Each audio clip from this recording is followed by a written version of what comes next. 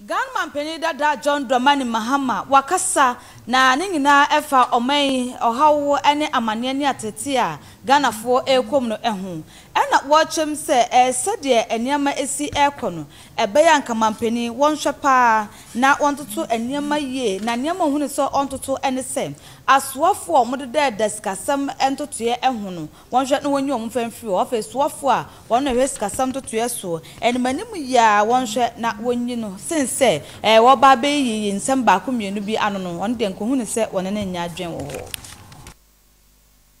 And I urge government to seek multilateral assistance urgently.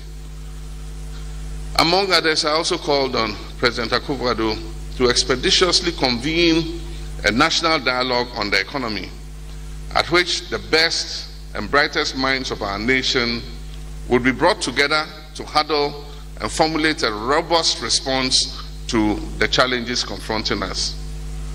I guess that is too late now. I re-echo demands by Ghanaians that the finance minister and the chair of the economic management team, who have been primarily responsible for this economic catastrophe, should be relieved of their positions to breed confidence among stakeholders and offer the economy a new lease of life.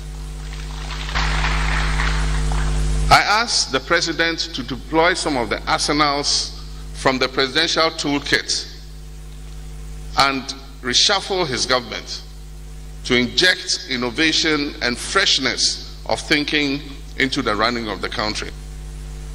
To be clear, we're in this mess because an untouchable finance minister, relying on his data bank workers and neglecting the advice of seasoned experts at the finance ministry, has been left to run this economy into the ground.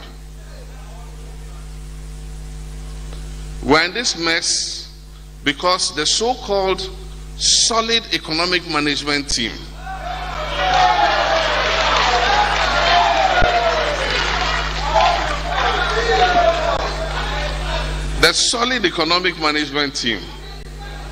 over the last several years has been unable to call the president's cousin to order when he embarked on a reckless borrowing spree, when he embarked on indiscriminate closure of indigenous banks and financial institutions, and when he embarked on creative economic presentation of statistics to make our situation look rosier than the reality.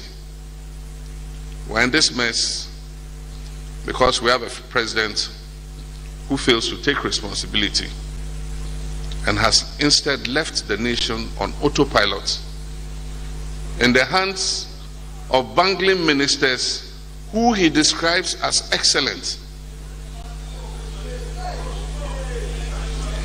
Last December, the president is on record as having said, "Economic mess is not my fault."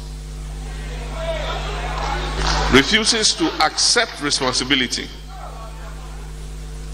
For emphasis, the biggest blame for the current tragic situation in which we find ourselves lies with the very people charged with managing the country, and not with the pandemic, not with any war in any country, as has been unprofessionally posited.